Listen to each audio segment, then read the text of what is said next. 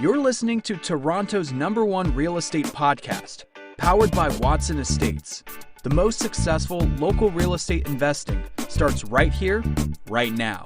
Here's your host, broker, investor, and social media influencer, Bradley Watson.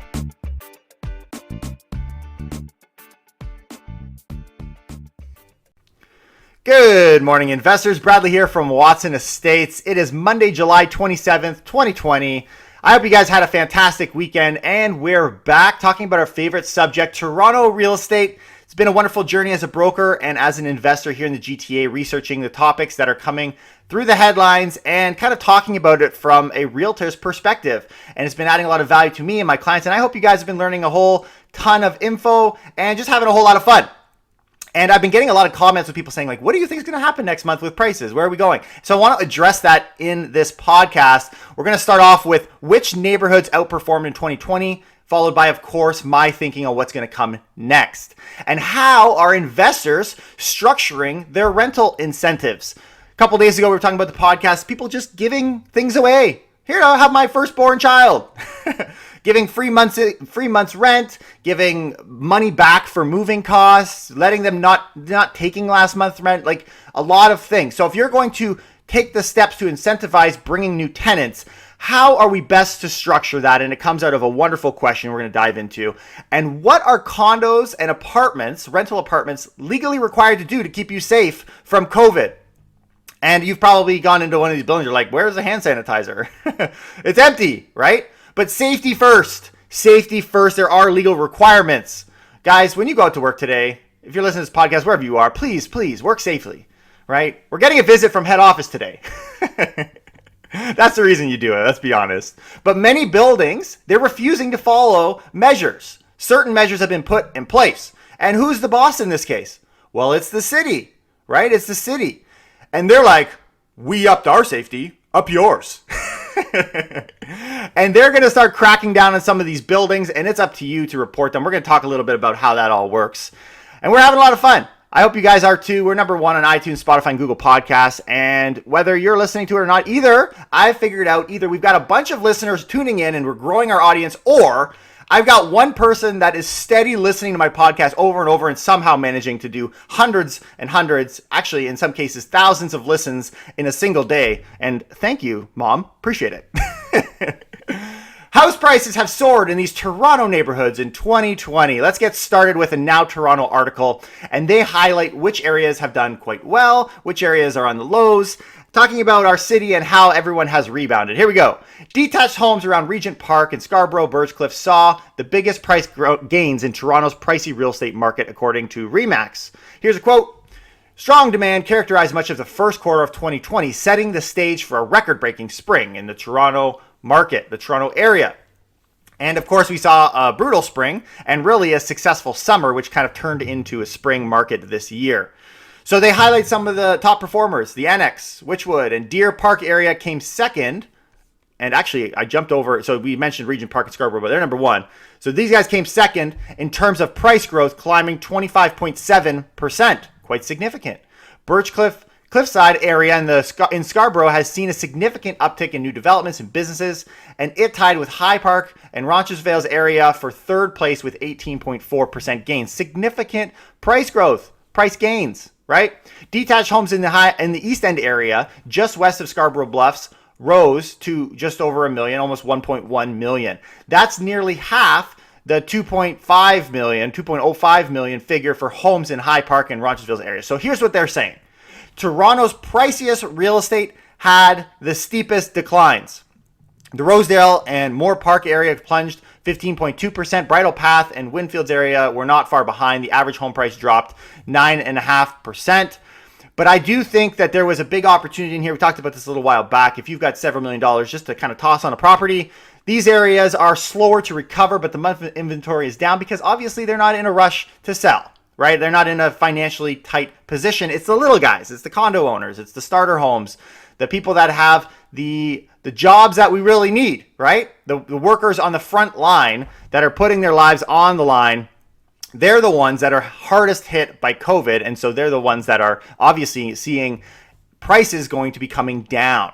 The 905 hasn't seen any declines in average detached home prices. That's crazy, guys. That's crazy. We talked about a couple of these places, right? Brock near Lake Simcoe made the biggest climb at 15.2%. ESSA and Simcoe climbed 14.6%. Vaughan rising 13.5%. And the numbers go on and on and on, right, in the suburbs. While the strength of the market is underscored by rebounding economic fundamentals, it's clear that we are not out of the woods yet, given what's happening around the world. What's happening around the world? What's going on? I don't understand. Coronavirus? So I want to talk about my predictions, and I love how they kind of wrap up this article. They say this: the CMHC predicts a sharp downturn beginning in the fall of COVID-19's relief programs are expected to dry up. Okay, the lack of immigration, low employment, a subsequent increase in supply, and I love how that's like an assumption, right? Like that's what's going to happen, which, I mean, I think so, but again, assumptions are funny. And other economic impacts from COVID-19 could factor that bring real estate prices drastically down. Da, da, da. That's CMHC out there, I'll tell you. They're really messing things up. Because I'll be going out there, and honestly, I'm talking to a lot of people who are like, oh, I hear CMHC is saying this. I hear CMHC. I'm just like, oh my, I'm rolling my eyes. Keep them straight, because you're not allowed. That's not professional. But like my eyes, like my third eye, rolling that back. That's why sometimes I put bangs just to kind of cover it up. Okay, my predictions for August and September. Thank you for the comments and asking this, and it's a great opportunity to share some of my insights. I'm actually going to be putting out a podcast this week. Was an interview I did a month ago, and it's very different. So if you guys are listening to us through this podcast channel, you don't need to tune into the videos. A lot of people like those videos, and I did it a while ago. The numbers are still accurate, so I'm not going to say they're not accurate, but this is clearly more up to date because things are changing weekly. So obviously, at the time I'm making this podcast, the figures for July have not come out yet because the month's not over. So we don't know fully, and I'm speculating a little bit. My expectation for July, by the way, is I think it's going to look very similar to June. It's going to be up a little bit, maybe down a little bit. It's going to be very similar to June. But as we round into August and September, we are not dealing with the spring market anymore. We're now dealing with the fall. We're dealing with people trying to get a home to have a place that they can put their kids when they go to school, right? And that happens generally in August and a little trickle into September. By the time October hits, it's over. That's it. Here comes the winter, right?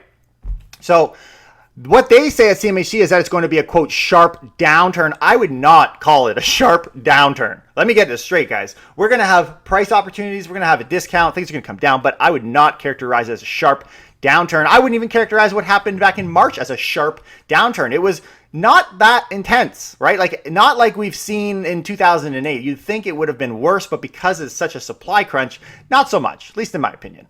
Some people were like, when are prices going to come down? It's like, you realize it just came down, right? Oh. But CMHC made this prediction a while ago.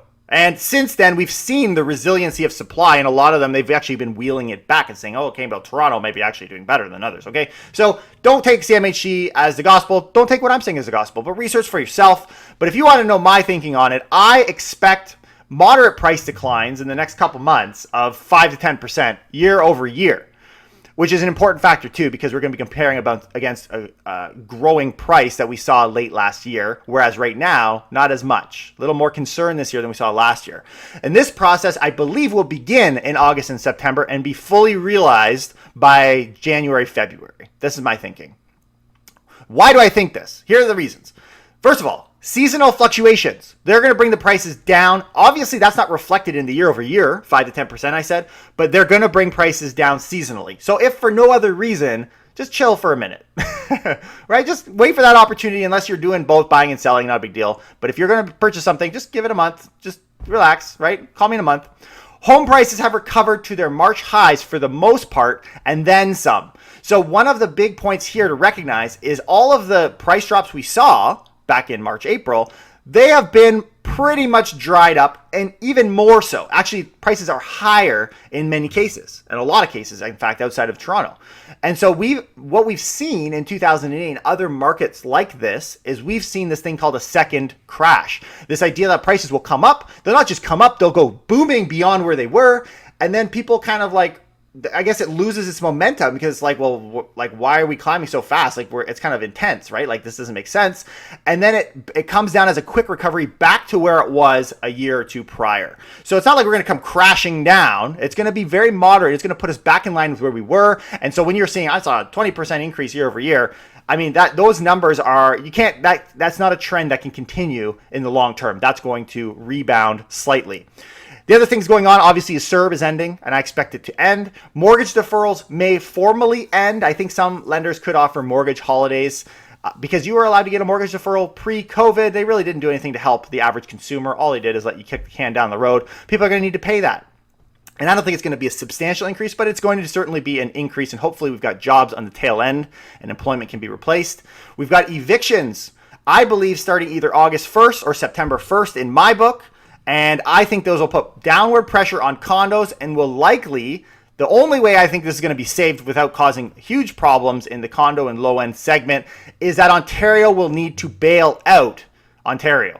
The province will need to bail us out in protection of those loud voices that stand outside of Tory's house, the tenants, right? So I was just quickly running numbers like, what would that cost? And based on our podcast, I've seen up to 150,000 houses will be affected. The median rent in our province is $1,700 a month. And so let's say that they all miss 4 months, right? They all miss 4 months of no payment, which is not the case. But let's say that was the case and they're all racking up this huge bill. That would put us around $1 billion.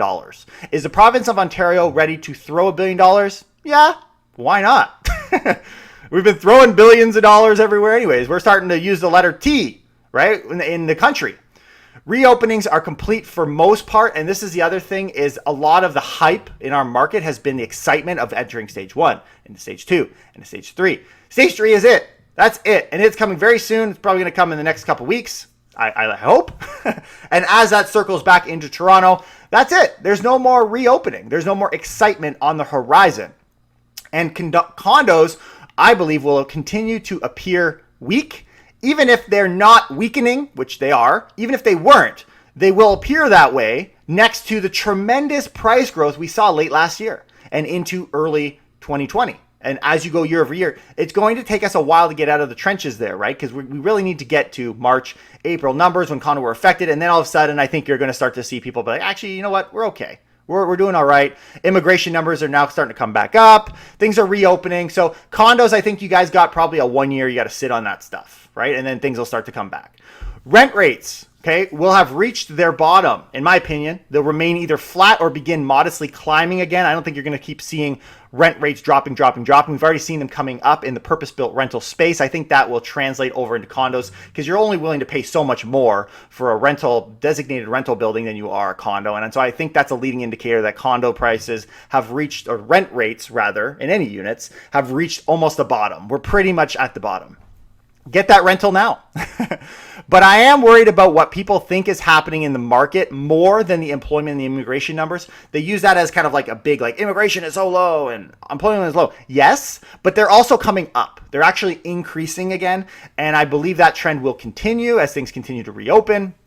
And so I'm less concerned about that. I'm more concerned about what people think is happening in the market and the perception in our market. But by spring 2021, we will be very strong, guys. As we're going to be comparing, think of this, against a 2020 backdrop. It's very easy to look good when you're competing against the March and April of 2020.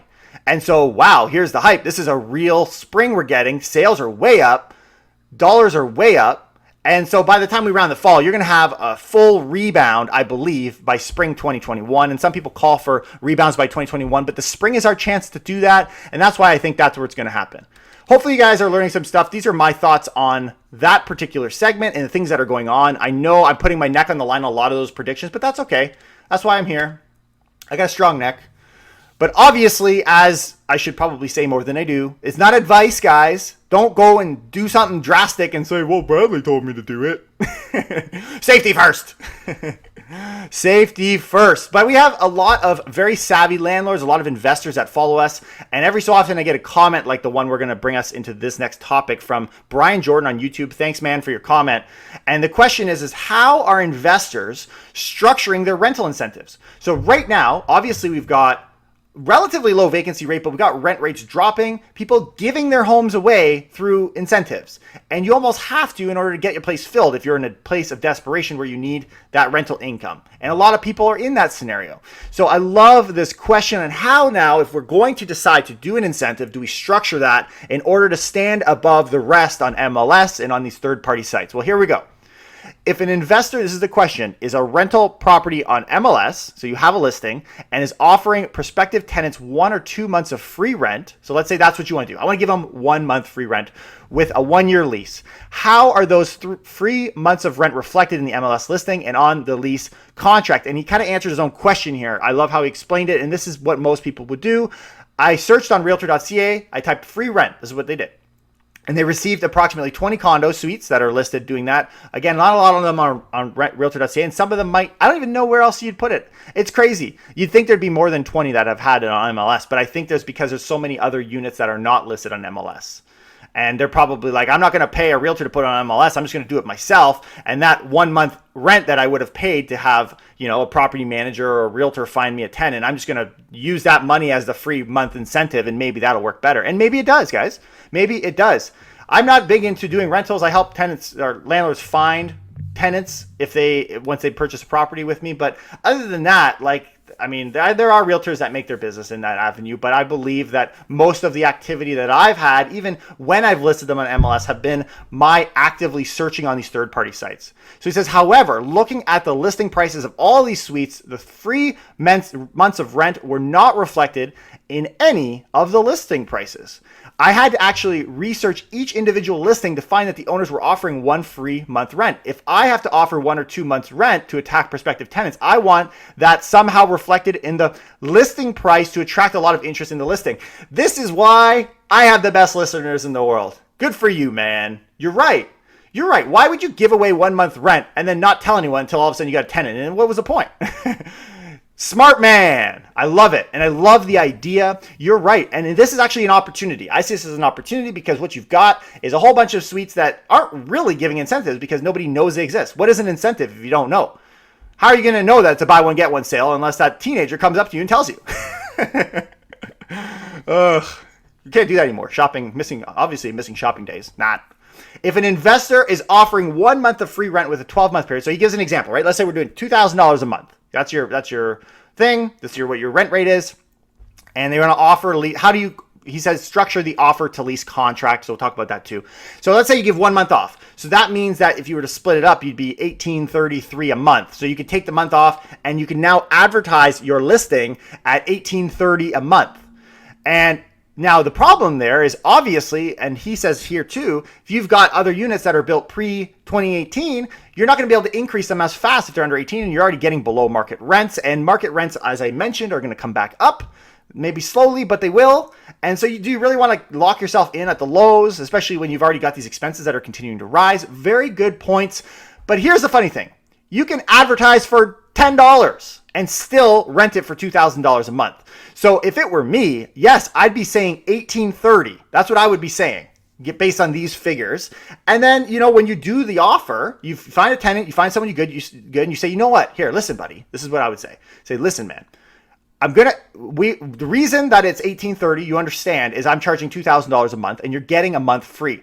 I'll tell you what, because it's COVID now, I will give you that 1 month free first. The first month, just give me last month rent. The first month is absolutely free. And starting month 2, we're going to charge $2,000. And that's exactly how I would structure it in the rental agreement. You can do that. You can give them free money back. You can write whatever you want. It's important that we use the standard lease forms. This is an interesting point as well. It's important we use the standard lease forms because what it does is it allows people the education they wouldn't know. Like, how would you know you could have Pensa? They can't restrict that unless it was on there. So you can use the rental forms, but you can have addendums and you can add paper to that. You can have an agreement with them beyond those, assuming it's legal. And there's nothing illegal with giving a free month rent. In fact, it's encouraged, right?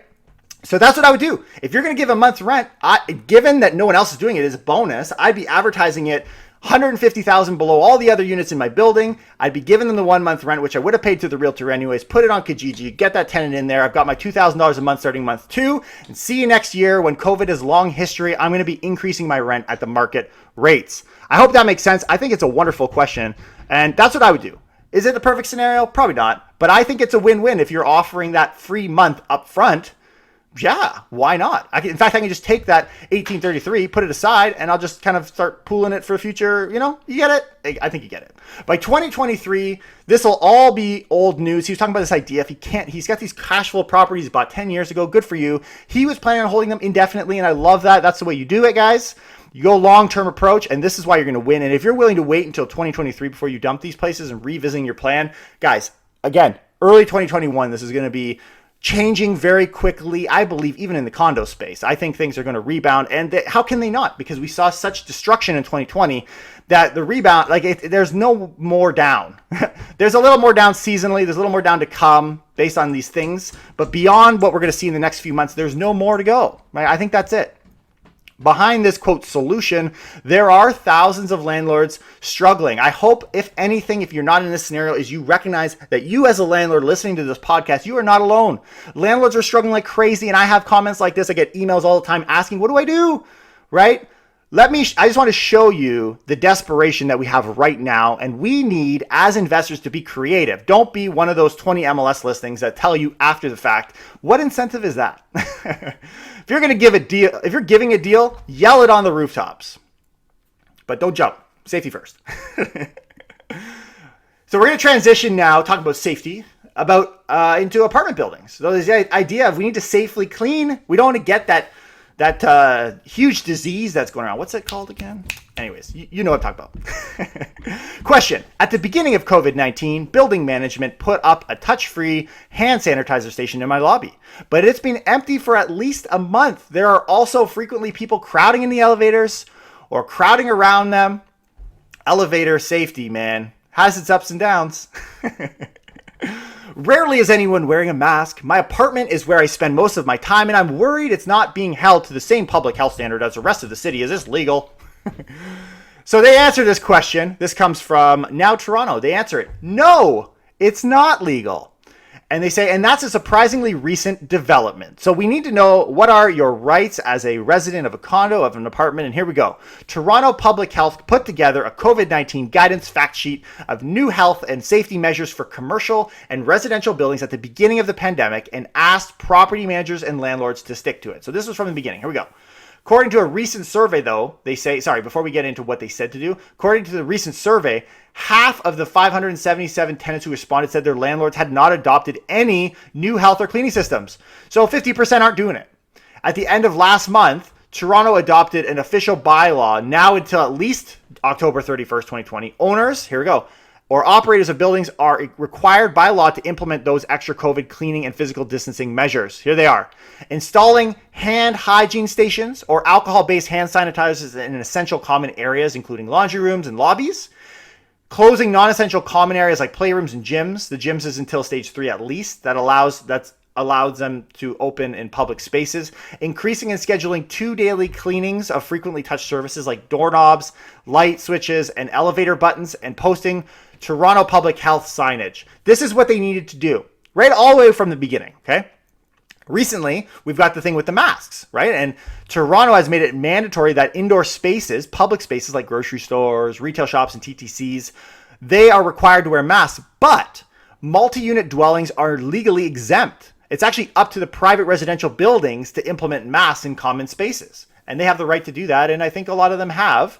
But I haven't heard about that, but I would assume many of them have. Why would you not? It's such an easy thing to do. Mayor John Tory, and insurance-wise, protect yourself, has asked the Greater Toronto Apartment Association to adopt mandatory masks. So if you have a rental apartment, you have to do it. There's actually no choice. And my understanding is even if the condos aren't doing it now, it's my belief that the city is going to make you do it. So just do it. Because it's going to be, I believe it's going to be legally required in condos very, very soon.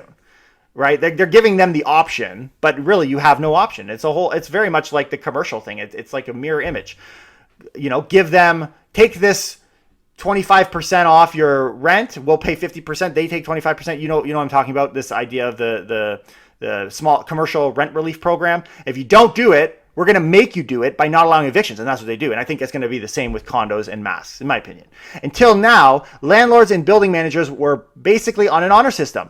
Though the residential bylaw enforcement program called Real Safe TO program has been in effect since 2017, they said not only has it barely been enforced during the pandemic, but the officers that were supposed to do it also were never even hired. So they haven't followed the program they had pre-COVID in order to be able to successfully get through COVID. So the infrastructure to go and make sure the residential buildings were keeping up with cleaning standards was insufficient before it became an emergency. So obviously there's an issue. There's an issue there, and they talk about, they bash the buildings, but whatever, right? The idea here is they need to protect you from COVID. So if you have an issue in your building as a landlord or a tenant, you can call 311. So they say now the health and safety guidelines are enforceable. It's your right to call the city, specifically Rent Safe TO team, and complain.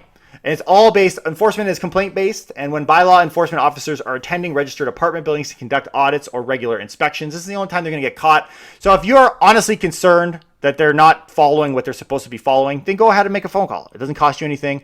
But obviously what they say is talk to your landlord or your building manager first. Don't be a Karen. Help! Help! The guy beside me in the elevator doesn't have a mask. When it comes to COVID-19 apartment building apartments, health and safety, at least for now, is something to hold to account. So let's make sure we're doing it, guys. We're trying to get over the curve. We're trying to reduce the curve and remove COVID from our country. Safety first. Remember, 90% of people are caused by accidents.